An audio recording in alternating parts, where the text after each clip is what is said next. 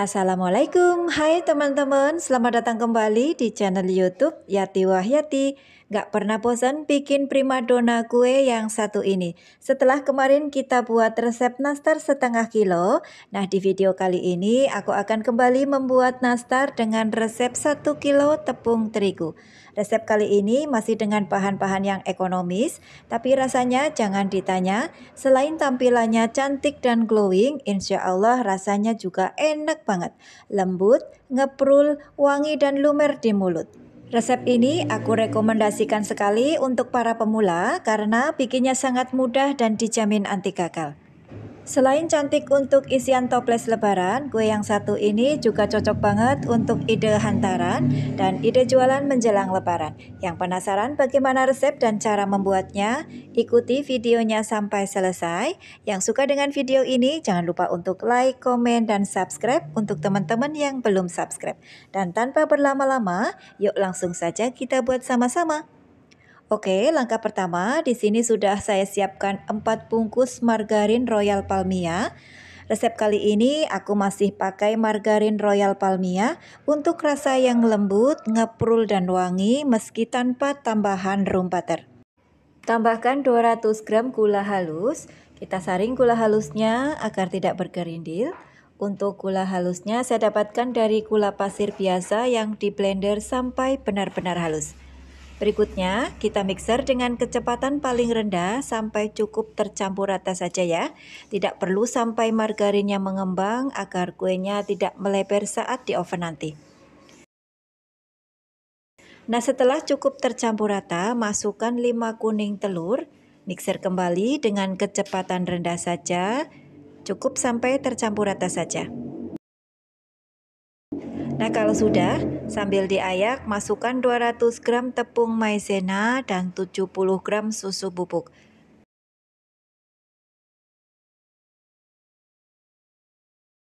Lanjut, aduk-aduk. Di sini akan aku aduk dengan menggunakan spatula saja sampai tercampur merata. Nah, setelah tercampur rata, terakhir masukkan 1 kilo tepung terigu protein rendah. Di sini saya pakai kunci biru. Kita masukkan bertahap sambil diayak untuk memastikan bahan-bahan yang masuk tidak berkumpal. Kita aduk terlebih dahulu agar bahan-bahannya lebih mudah tercampur rata.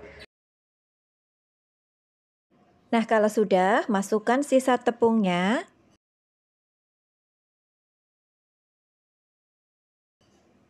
Kemudian aduk-aduk sampai semua bahan-bahannya tercampur merata. Kemudian untuk memastikan adonannya sudah benar-benar tercampur merata, di sini akan aku uleni saja dengan tangan. Pastikan tangannya bersih, sudah cuci tangan ya. Kita uleni adonannya sebentar saja, jangan terlalu lama. Sampai adonannya dirasa sudah cukup kalis dan untuk teksturnya lembut dan bisa dipulun. Nah, seperti ini. Teksturnya sangat lembut dan ini sudah cukup ya.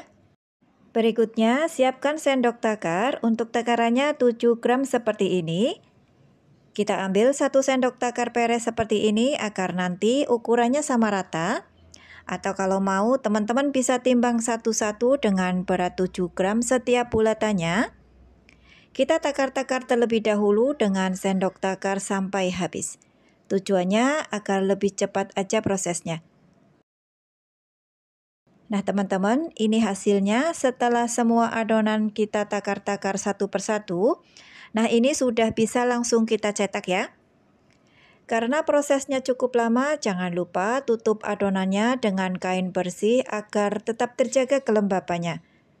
Oke, berikutnya siapkan selai nanas. Untuk selai nanasnya sudah aku bulat-bulatkan dengan berat 3 gram untuk setiap bulatannya. Jangan lupa siapkan juga loyang yang sudah diolesi dengan margarin tipis-tipis. Lanjut, ambil satu adonannya, kita rapat-rapatkan dulu seperlunya. Kemudian pipih-pipihkan dengan jari seperti di video. Kemudian letakkan selai nanas di atasnya. Tutup selai nanasnya, pastikan benar-benar rapat agar isiannya tidak bocor. Jangan lupa saat kita rapat-rapatkan seperti ini, pastikan benar-benar halus dan mulus, tidak ada retakan ya. Kemudian bulat-bulatkan sampai benar-benar mulus agar saat di oven kuenya tidak retak-retak atau pecah. Nah, seperti ini. Lalu letakkan di atas loyang, tata dan beri jarak agar tidak terlalu berdekatan. Dan lakukan hal yang sama sampai semuanya selesai. Alhamdulillah sudah dapat 3 loyang penuh seperti ini, dan ini akan kita oven terlebih dahulu ya. Untuk pemakaian oven listrik seperti biasa, sebelumnya oven harus kita panaskan terlebih dahulu kurang lebih 15 menit agar panasnya stabil. Baru kita masukkan kuenya ke oven.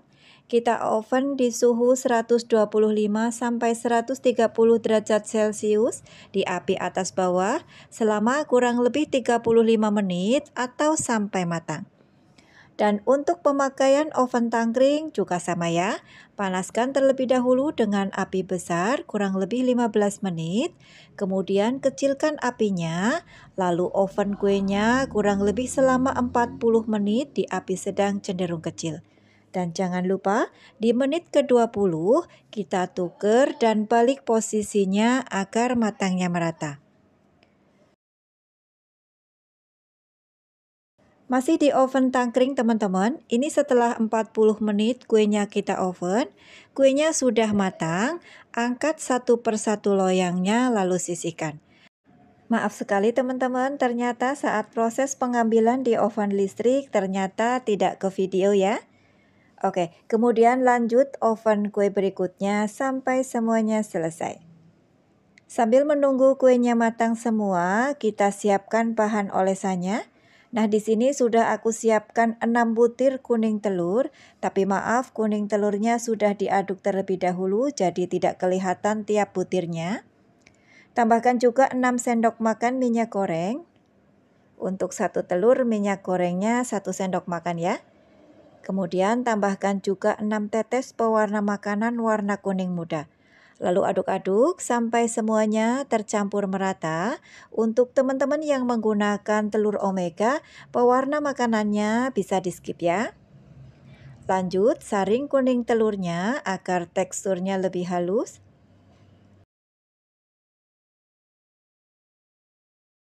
Nah, seperti ini, dan ini sudah siap untuk kita gunakan ya. Teman-teman, ini dia hasilnya kue nastar kita setelah matang semua. Bisa dilihat ya teman-teman, kuenya sudah matang sempurna. Bagian bawahnya berwarna kecoklatan dan permukaan kuenya halus mulus, tidak ada retakan sama sekali ya. Karena saat memanggang kita gunakan api kecil, jadi hasilnya mulus tidak pecah-pecah. Setelah kuenya benar-benar dingin, lanjut kita ke tahap pengolesan kuenya ya. Siapkan kuas yang benar-benar lembut agar kuasnya tidak melukai kuenya. Celupkan secukupnya saja ke kuning telur. Kemudian olesi kue nastarnya satu persatu. Di sini aku olesi ke seluruh permukaan atas kue agar hasilnya lebih cantik. Satu loyang sudah kita olesi semua, ini akan kita sisihkan, biarkan sampai kuning telurnya set dan mengering, baru bisa kita oles lagi dengan kuning telur. Nah teman-teman, ini setelah kuning telurnya kering, kita akan oles-oles lagi kuenya sampai semuanya selesai. Di sini kita olesi kuenya 2 tahap ya teman-teman. Nah, ini hasilnya setelah 2 kali oles, terlihat ya warnanya lebih cantik dan glowing. Nah, ini akan kita oven lagi untuk mematangkan kuning telurnya. Teman-teman, kita panaskan lagi ovennya kurang lebih 15 menit seperti biasa sampai panasnya stabil. Kemudian masukkan kuenya, kita oven di suhu yang sama, 125 sampai 130 derajat Celcius dengan api bawah saja selama 15 menit. Nah, setelah 15 menit, buka ovennya, angkat, kemudian sisihkan. Kemudian oven kue berikutnya sampai semuanya selesai. Nah, teman-teman, kira-kira hasilnya seperti ini setelah kuenya matang semua. Untuk satu adonan menghasilkan 7 loyang seperti ini. Bisa dilihat hasilnya teman-teman, kuenya cantik, glowing dan mulus. Dan untuk rasa jangan ditanya, ini lembut, ngeprul dan lumer di mulut. Ini enak banget, teman-teman wajib coba. Lanjut, setelah kuenya dingin, kita tata di atas toples. Nah, untuk satu adonan menghasilkan 8 toples ukuran 600 ml seperti ini. Lumayan banyak ya. Nah teman-teman, akhirnya resep nastar ekonomis kita sudah selesai kita buat. Bagaimana? Resepnya sangat mudah ya. Jadi yang pemula jangan ragu-ragu untuk membuat kue yang satu ini. Insya Allah anti gagal ya. Selain untuk isian toples lebaran, resep ini juga recommended banget untuk ide jualan menjelang lebaran.